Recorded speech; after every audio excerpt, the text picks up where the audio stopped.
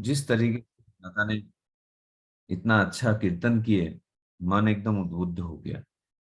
आज मैं सत्संग विहार दरभंगा के इस ऑनलाइन सत्संग में जोड़कर मैं खुद को बहुत कृतज्ञ महसूस कर रहा हूँ, और मैं आप सभी का धन्यवाद भी करता हूँ कि मुझे मौका मिला, अवसर मिला कि मैं ठाकुर जी के भावधारा पे कुछ बातें कर सकूं।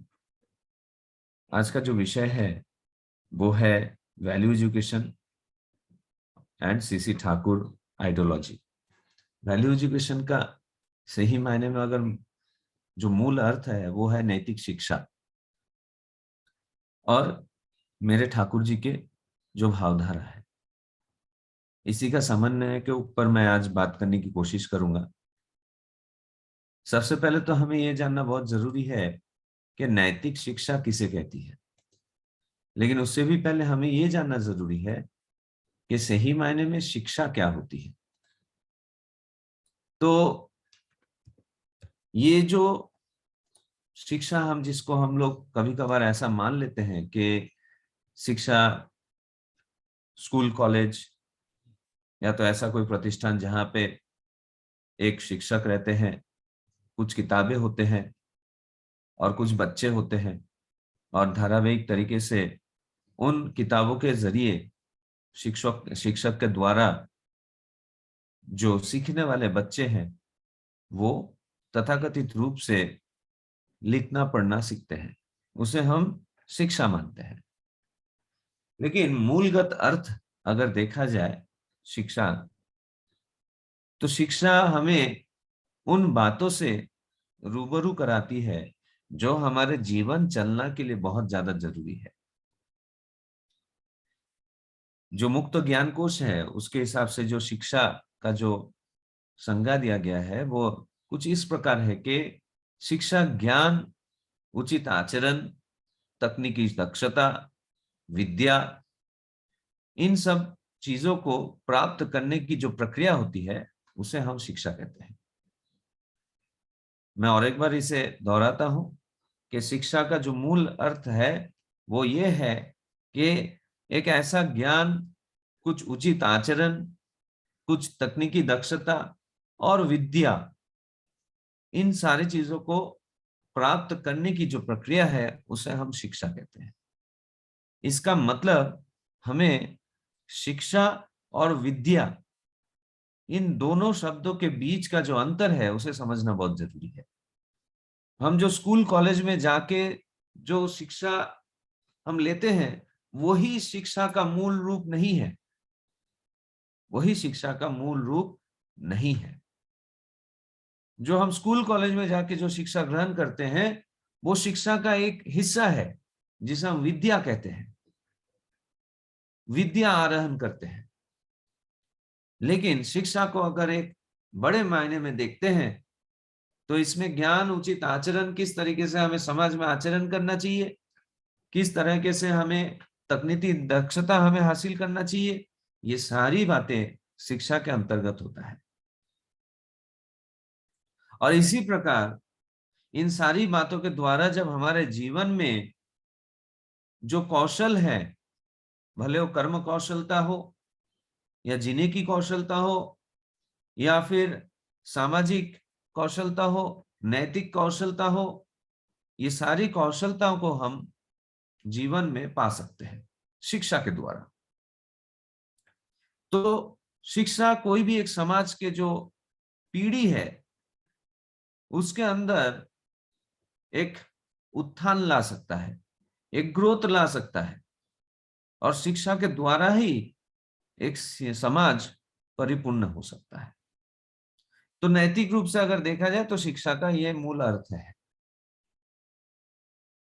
लेकिन अगर यही शिक्षा का मूल अर्थ है तो फिर आज हमारे देश में, हमारे दुनिया में शिक्षा का स्तर इतना ऊपर होने के बावजूद हमारे समाज में सुख, शांति, समृद्धि उस हिसाब से क्यों नहीं है? ये सोचने वाली बात है। जितना ज्यादा हम शिक्षित होते हैं उतना ही ज्यादा हम क्रूर होते जा रहे हैं, उतना ही ज्यादा हम सेल्फ सेंट्रिक होते जा रहे हैं, आत्मकेंद्रिक होते जा रहे हैं। क्यों? तो इसका मतलब हमें ये समझना जरूरी है, हमें ये हमें रियलाइज करना जरूरी है कि कहीं ना कहीं हम सही मायने में शिक्षा प्राप्त नहीं कर पा रहे। हम लिटरेट तो हो जा रहे हैं, लेकिन जो सहज ज्ञान है, जो व्यवहार है, सोचने की जो दक्षता है, उसका मान हमारा कम हो जा रहा है। इसीलिए शायद से हम समाज में लोगों के प्रति इतना ज्यादा केंद्रित ना होकर हम आत्म केंद्रित बनते जा रहे हैं। तो क्या सही मायने में शिक्षा का ये व्यापक जो अर्थ है वो जीवन में हम सार्थक कर पा रहे हैं? ये सोचना हमें जरूरी है।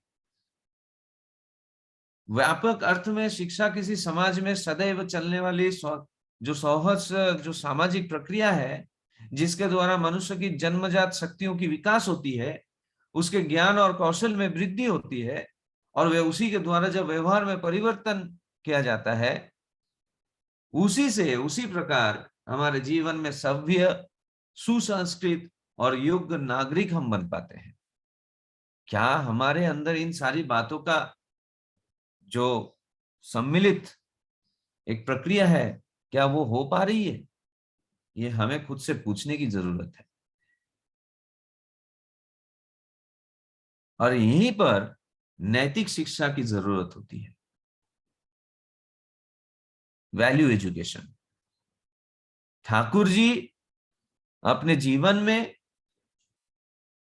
जिस तरीके से उनके भावधारा को, उनके विचारधाराओं को उन्होंने अपने कर्म के द्वारा हमारे बीच में, समाज के बीच में प्रतिफलित करके गए, दर्शा के गए कि एक आदर्श पुरुष कैसा होना चाहिए, एक आदर्श नारी कैसी होनी चाहिए, सही मायने में शिक्षा हमें किस तरीके से जीवन में बचना और बढ़ना को आबाद रख सकता है, ये सारी बातें ठाकुर जी ने आचरण के द्वारा करके दिखा के गए।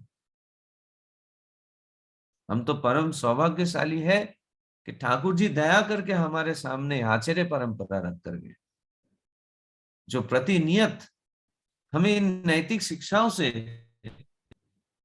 परिचय कराते रहते हैं। हम जीवन चलना में हमारे वित्तीय प्रवृत्ति के द्वारा आकर्षित होकर जब हमारे जीवन में इन नैतिक शिक्षाओं को भूल बैठते हैं, उसी समय हाथ पकड़कर हमारे आचार्य हमें सिखाते हैं कि जीवन में सही तरीके से चलने की प्रक्रिया क्या है, जीवन में नैतिक शिक्षा की जो महत्व है वो क्या है। ठाकुर जी मनुष्य को इतना ज्यादा प्राधान्य दिए, दिल जीतने के लिए जो प्यार की जरूरत है, ठाकुर जी वो प्यार करके दिखा के गए। और हमें हमेशा ये टोकते रहे कि मनुष्य को आराधन करो, मनुष्य का आय करो।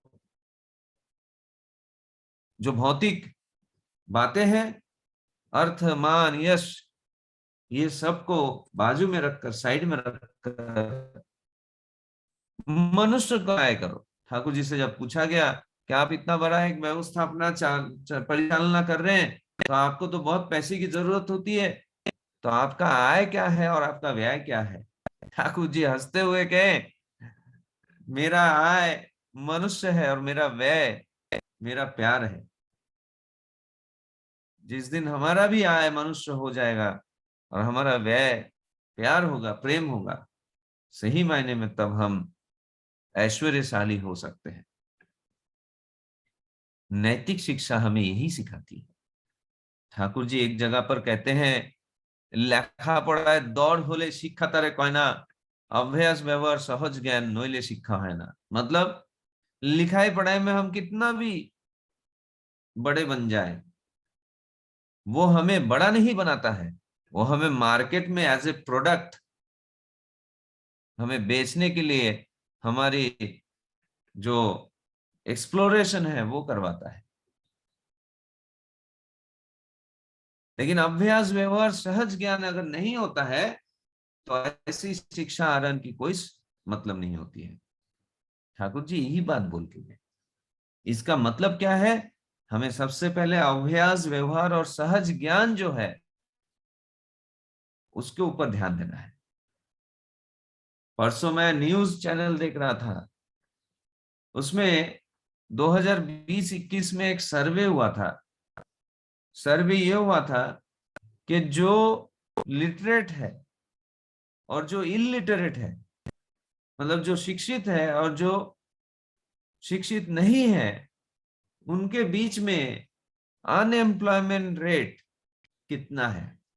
मैं सुनकर हैरान हो गया कि गवर्नमेंट की तरफ से वो सर्वे किया गया था और उस सर्वे में ये दर्शाया गया है, ये पता चला है कि जो शिक्षित जो समाज है, मतलब शिक्षित जो लोग हैं, उनके बीच में अनएम्प्लॉयमेंट रेट जो है वो है 17%। और जो शिक्षित नहीं है, ऐसे लोगों के बीच में जो अनएम्प्लॉयमेंट रेट है वो है 0%, 0%। सुनकर मैं हैरान हो गया। तो इसका कारण क्या है वो भी बताया गया। कहते हैं कि जो शिक्षित होकर समाज में प्रतिष्ठा के लिए, खुद के प्रतिष्ठा के लिए वो जॉब ढूंढ रहा है, वो काम ढूंढ रहा है, तो जब काम ढूंढ रहा है तो उसे काम नहीं मिल रहा है, क्योंकि उसका जो पढ़ाई है, जो जो शिक्षा उसने हासिल किया है, उस हिसाब से उससे मैच करता हुआ जॉब नहीं मिल रहा है। अगर जॉब मिल भी जा रहा है तो कुछ ही दिनों में, कुछ ही सालों में उस जॉब से उसे निकाल दिया जा रहा है। कारण क्या है कि उसके अंदर उतनी कर्म कौशलता नहीं है जितना उसके पासिंग मार्क, ग्रेड या तो परसेंटेज दर्शाता है। और ये फैक्ट है, एकदम फैक्ट है कि बच्चे का या तो एक स्टूडेंट का जो ग्रेड कार्ड है वो दिखा रहा है वो ग्रेड, या तो परसेंटेज 90% दिखा रहा है, लेकिन जब काम करने जा रहा है तभी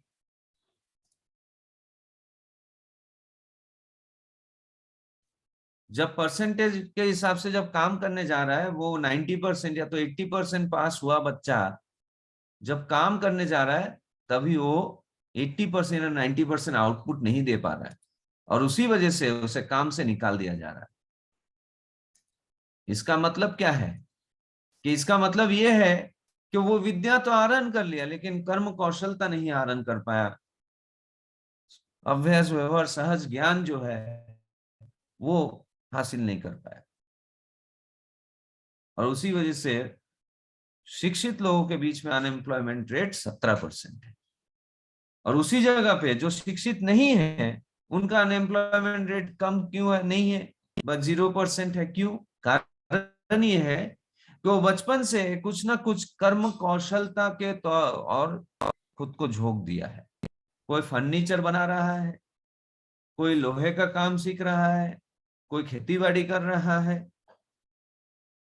कोई जूता बना रहा है, कोई घर बना रहा है।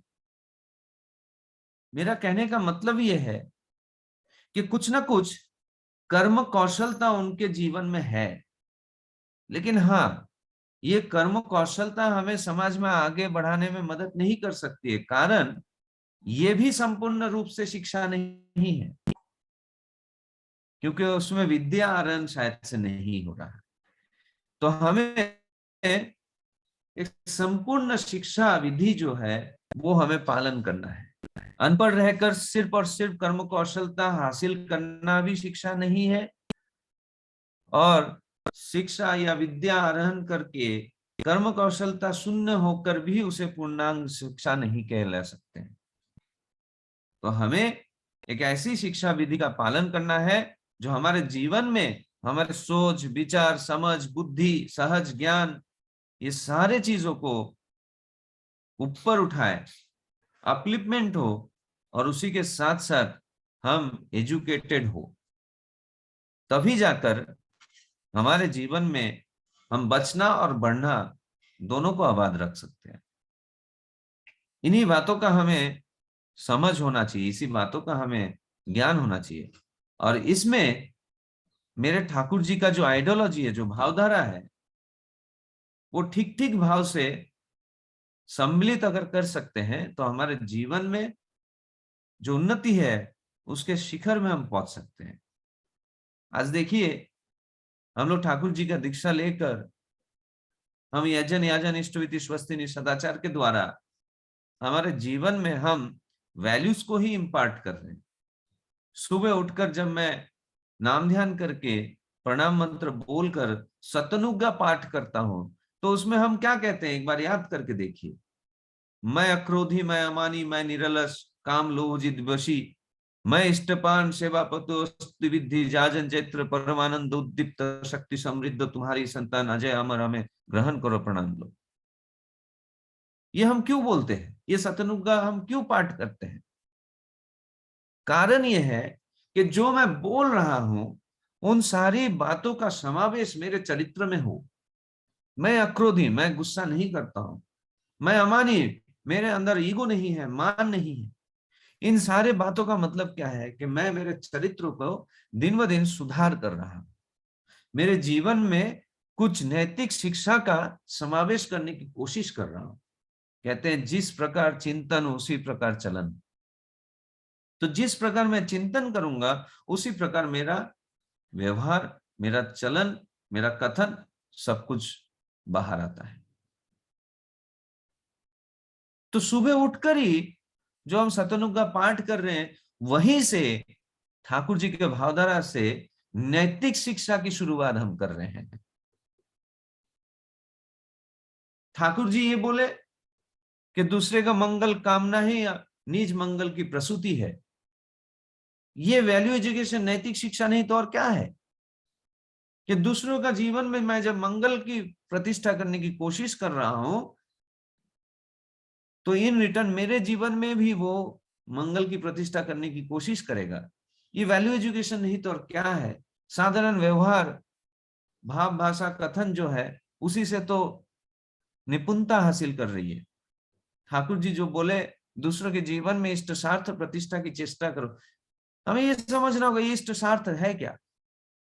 इष्ट स्वार्थ का मतलब है मंगलमय स्वार्थ, जो दूसरे के जीवन में मंगल की प्रतिष्ठा कर सके, दूसरे के जीवन में मंगल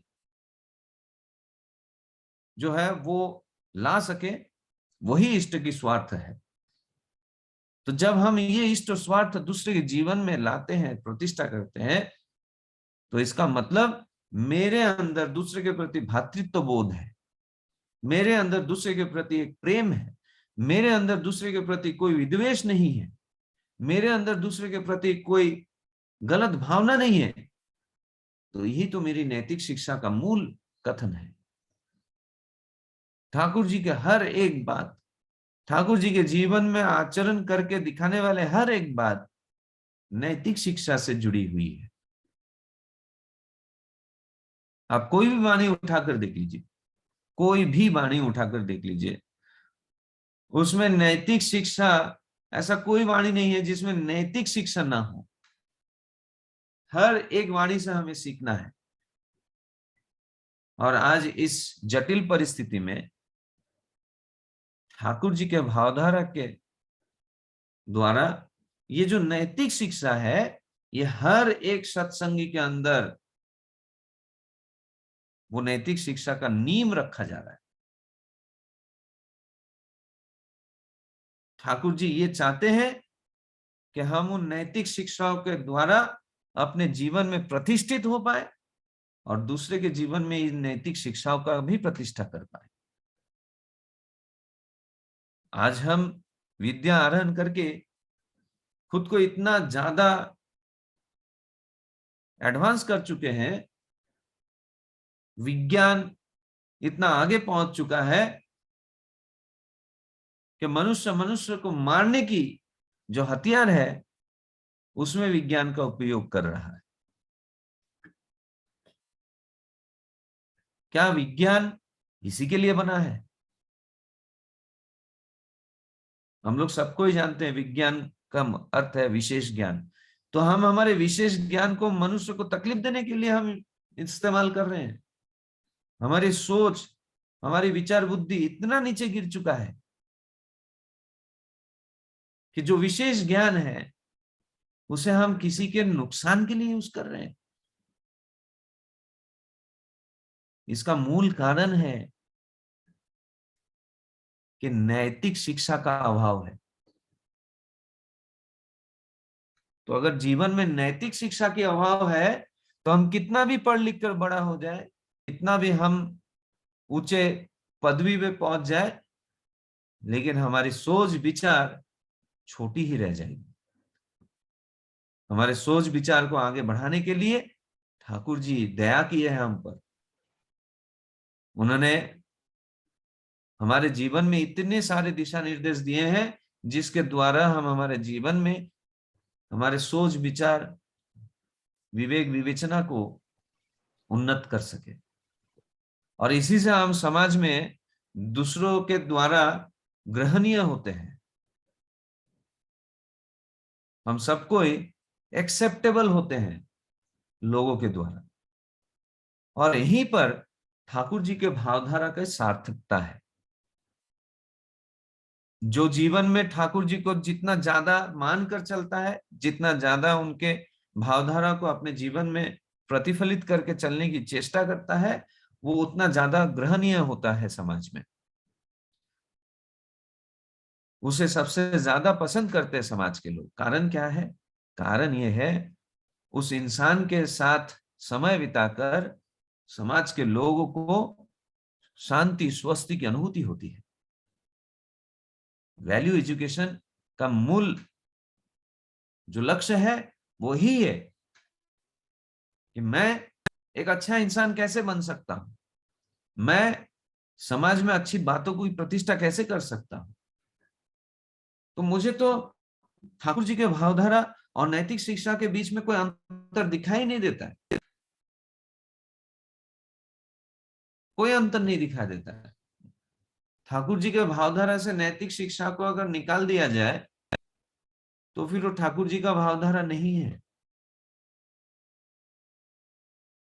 ठाकुर जी के भावधारा में हर एक बातों में, हर एक कर्म में वो नैतिक शिक्षा दिखती है जो हमें सीखना है, और वही हमें लोगों तक पहुंचाना है।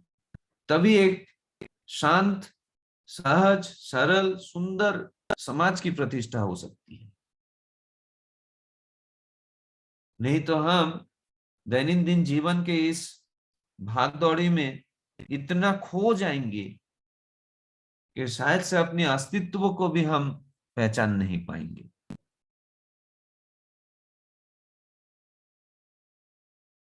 सही मायने में शिक्षा, नैतिक शिक्षा यही है जहां पे मैं मेरे पहचान को, मेरे अस्तित्व को, मेरे संस्कारों को और मेरे मंगलमय विचारों को मैं कभी नहीं भूलूं, और वही हमारे समाज में हम आगे बढ़ाते रहें।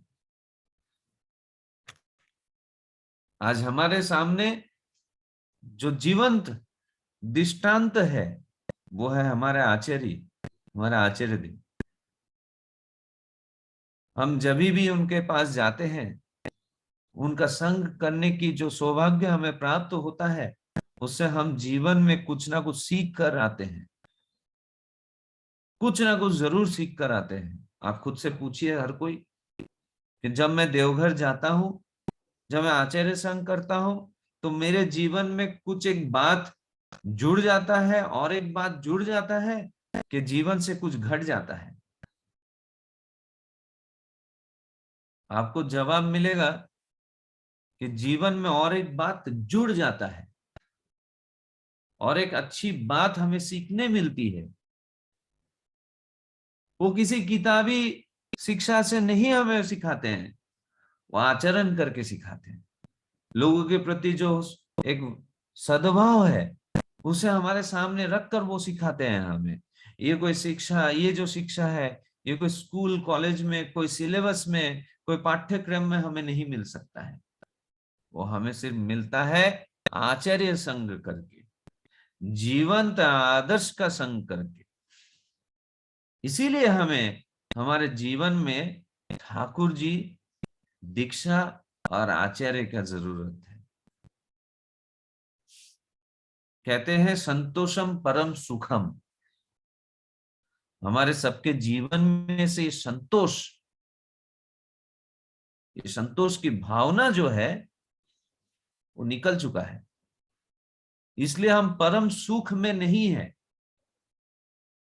हमेशा कुछ ना कुछ पाने की इच्छा, हमेशा कुछ ना कुछ तरीके से खुद को बड़ा दिखाने की जो इच्छा है, प्रयास है, वो हमें और छोटा बनाते जा रहा है और हमें पीछे लाते जा रहा है। अब समय आ चुका है जहां पे हमें रुकना है और हमें इन बातों को महसूस करना है कि अब और नहीं, खुद के लिए बहुत हुआ, अब दूसरों के लिए शुरुआत करनी है। अब दूसरों के लिए सोचना है, दूसरे को बड़ा बनाना है। जब हम दूसरों को बड़ा बनाने के काम पे लग जाते हैं तो हम अपने आप बड़े बन जाते हैं, समाज में हम ग्रहणीय हो उठते हैं, समाज में हम प्रेम के पात्र बन उठते हैं। जब मैं दूसरों को कष्ट को नहीं देख पाता हूं, उनके कष्ट को दूर करने के लिए मैं जोर शोर से लग जाता हूं, तो कभी ना कभी वही बातें हमारे जीवन में भी हमें मिलता है।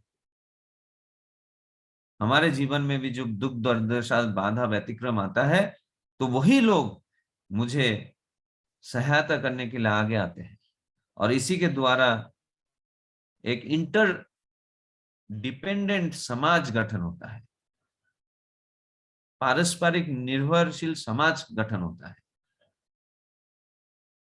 हमें तो कृतज्ञ होना चाहिए इस समाज के हर एक मनुष्य के प्रति, जिन्हें हम जानते हैं और जिन्हें हम नहीं जानते।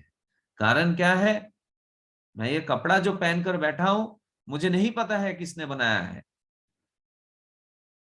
लेकिन कहीं ना कहीं उसका जो मेहनत है, उस मेहनत के द्वारा आज मैं इस कपड़े को पहनकर अपने तन को ढाक रहा।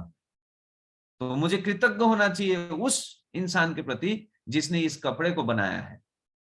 नैतिक शिक्षा इसी भाव को जगा देता है। मैं जो अनाज खा रहा हूं, पता नहीं देश दुनिया के कौन से कोने में किस इंसान ने दिन भर का मेहनत करके सर का पसीना पैर पर गिराकर उस फसल को उगाया है।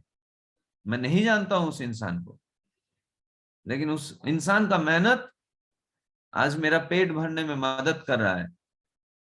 मैं उस इंसान के प्रति भी कृतज्ञ होना चाहिए जिसने मुझे ये अनाज उगा कर दिया है। जब ये भावधारा हमारे जीवन में, हमारे सोच समझ में आता है, तब सही मायने में नैतिक शिक्षा का सार्थकता होता है। क्या हम इस तरीके से नहीं सोच सकते हैं? क्या हम इस तरीके से नहीं काम कर सकते हैं?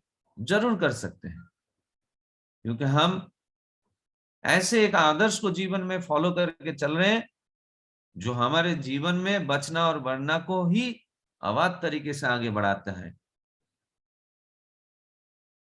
और धर्म का मूल अर्थ यही है जो हमारे जीवन में नैतिक शिक्षाओं को और ज्यादा सुदृढ़ बनाता है।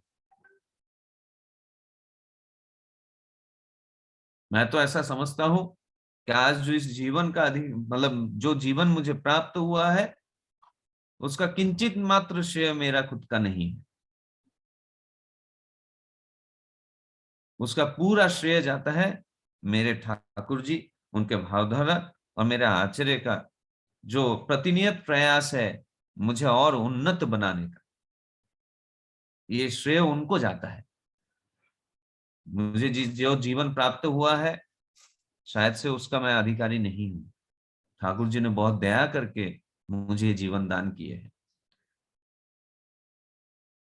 जब हम किसी के प्रति कृतज्ञ होकर जीवन में दूसरों का भला करने के और दौड़ पड़ते हैं, तभी ठाकुर जी का जो हमने दीक्षा लिया है वो सही मायने में सार्थक होता है। आज पता नहीं आप कितने दूर बैठे हैं, मैं आप लोगों से कितना दूर बैठा हूं। पिछले 20-25 मिनट से आप मेरी बातों को सुन रहे हैं। क्यों सुन रहे हैं? आपके और मेरे बीच में ऐसा कौन सा रिलेशन है, कौन सा ऐसा संपर्क है जिसकी वजह से आप 20 मिनट से मुझे सुन रहे हैं? उसका कारण यह है, मेरे और आपके बीच में एक रिश्ता जुड़ा हुआ है, और उस रिश्ते को जोड़ने में हमारे दोनों के बीच में ठाकुर जी हैं। इसलिए 20 मिनट से मैं बातें कर रहा हूं और 20 मिनट से आप लोग शायद से सुन रहे हैं। इसका मतलब क्या है? इसका मतलब ये है कि हम एक ऐसे कॉमन आइडियल को हमारे जीवन में लक्ष्य करके, केंद्र करके चल रहे हैं, जहां पे कोई, हम लोग एक दूसरे के साथ जुड़े हुए हैं दिल से। यहाँ पर बैठे हुए जितने भी लोग हैं, वो कभी मन में ऐसा सोचेंगे क्या कि यहाँ पे जितने लोग बैठे हैं उनमें से किसी एक जन के जीवन में अमंगल हो? नहीं सोच सकते हैं। सोचना तो दूर की बात, स्वप्न में भी नहीं आ सकता है। क्यों? क्योंकि हम ठाकुर जी से प्रेम करते हैं और ठाकुर जी हम सबको प्रेम करते हैं। तो मैं कैसे एक इंसान से घृणा कर सकता हूं जिसे मेरे ठाकुर जी प्यार करते हैं? नहीं कर सकता हूं। और अगर ऐसा करता हूं तो इसका मतलब मैं ठाकुर जी का नहीं बन पाया हूं। देखिए, ये जो प्यार की अनुभूति है, वो कैसे हमारे नैतिक शिक्षा को उजागर कर रही है ना? मैं एक प्रेम के धागे से ठाकुर जी से जुड़ा हुआ हूं, आप भी एक प्रेम के धागे से ठाकुर जी से जुड़े हुए हैं, और उसी प्रेम के नाते मैं या तो आप में से कोई एक, हमारे बीच में किसी का एक जन का मंगल नहीं सोच सकते। तो ठाकुर जी की भावधारा इस तरीके से हमारे जीवन में प्रैक्टिकली नैतिक शिक्षा का नींव रखकर हमें उसमें आगे बढ़ाने में मदद कर रहे हैं ठाकुर जी की भावधारा। और यही सही मायने में जीवन में सुशिक्षित होने का एकमात्र पथ है, जिस पर हम चल के हम आगे बढ़ सकते हैं हमारे जीवन में, और उसी के साथ साथ दूसरे के जीवन में हम मंगल की प्रतिष्ठा कर सकते हैं। ठाकुर जी बोले याजन करने के लिए, लेकिन मैं याजन कब कर पाऊंगा? जब मेरे बोलने में कुछ ताकत हो। मैं खुद ही नहीं जानता हूं क्या क्या बोलना है, तो मैं दूसरों को क्या बोलूंगा? तो ये क्या बोलना है जानने के लिए मुझे कुछ कर्म करना होगा। और ये कर्म करने की जो एक इच्छा शक्ति है, वो कहां से आती है? प्रेम से।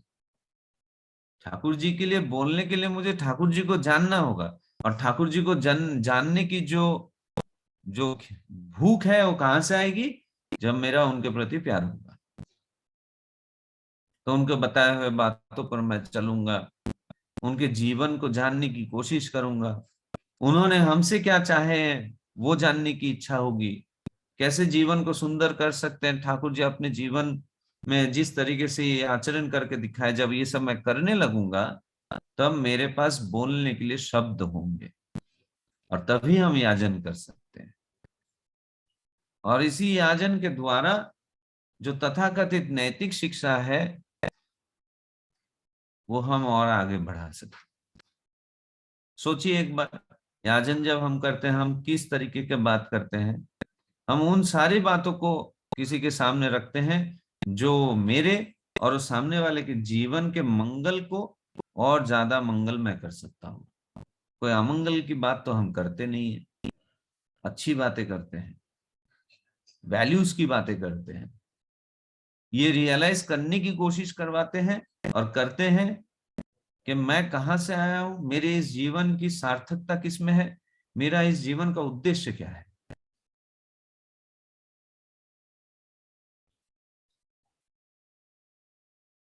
चंड अशोक जो है, वो तभी सम्राट अशोक बन पाए जब उनके जीवन में इन आदर्शों की समाविष्ट हुआ। तभी वो सम्राट अशोक मनुष्य के अशोक बनता है। तो ये हमारे सामने बहुत सारे ऐसे दृष्टांत है जो हम जानकर हम ये महसूस कर सकते हैं कि सिर्फ और सिर्फ लिखाई पढ़ाई हमारे जीवन को सार्थक नहीं कर सकता है। जब तक हमारे जीवन में नैतिक शिक्षा, नैतिक मूल्यबोध नहीं हो, तब तक हम बड़े नहीं बन सकते। आज जितने भी गुरु भाई हैं, जितने भी ठाकुर जी के फॉलोअर हैं, उनके घर में छोटे छोटे बच्चों को देखिए, सुबह उठकर शाम को प्रार्थना के बाद उन घर के बच्चे अपने बड़ों को पैर छूकर प्रणाम करते हैं। ये नैतिक शिक्षा उसे कहां से मिली? माँ बाप अपने बच्चों को लेकर देवघर जब लेके जाते हैं और वहां पे जब देखते हैं क्या आचार्य देव बैठे हुए हैं और उनके बच्चे आकर भरे सभा के बीच में अपने पिताजी को, अपने माताजी को प्रणाम कर रहे हैं, वो देख कर सीखते हैं। बोलने की जरूरत नहीं होती कि बेटा मुझे प्रणाम करो, अपने माँ को प्रणाम करो, वो देख कर बच्चा सीख जाता है। ये नैतिक मूल्यबोध कहाँ से आ रहा है? ये नैतिक मूल्यबोध ठाकुर परिवार से आ रहा है। दूसरे बच्चों को दूसरे परिवार में देखिए जो सत्संगी नहीं है, उनके बच्चों के आचरण को देखिए और सत्संगी परिवार के बच्चों का आचरण को देखिए। कोई स्कूल में तो नहीं सिखाया जाता है। वो कहां से सीखते हैं? वो सीखते हैं घर से। और घर से कहां से सीखते हैं? जहां पे मेरे ठाकुर जी विराजमान। तो जिस घर में ठाकुर जी विराजमान है, उस घर की नैतिक शिक्षा कैसे गड़बड़ा सकता है? कभी नहीं गड़बड़ा सकता है।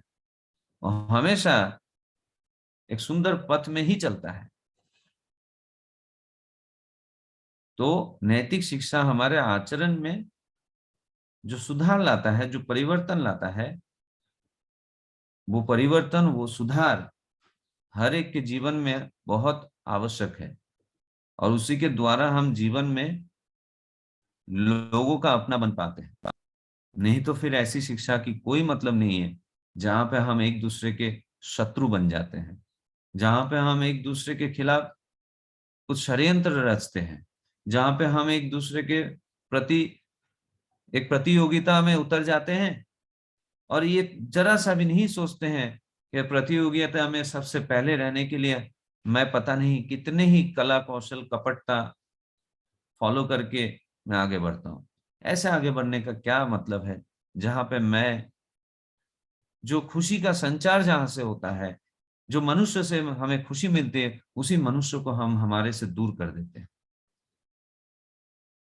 ये समय बहुत कठिन है, बहुत जटिल है, जहां पे हमें इन बातों का रियलाइजेशन करना बहुत जरूरी है, इन बातों को महसूस करना बहुत जरूरी है।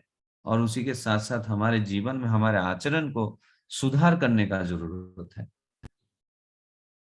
और इसीलिए हमारे जीवन में जीवंत आदर्श की जरूरत है। इसीलिए हमारे जीवन में एक आदर्श पुरुष की जरूरत है।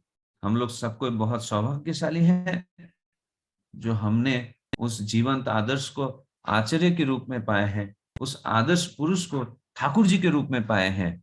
और उन आदर्शों को हम हमारे जीवन में प्रतिनियत प्रतिफलित करके चलने की कोशिश कर रहे हैं।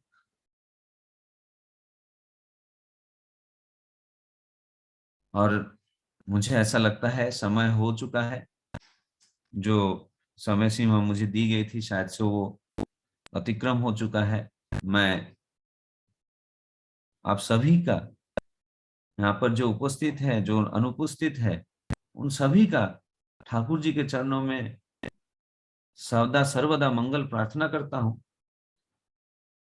और जो नैतिक शिक्षा, वैल्यू एजुकेशन पे मेरी जो ये शब्द थे, मैं उसे यहीं पर विराम करता हूँ। जय गुरु।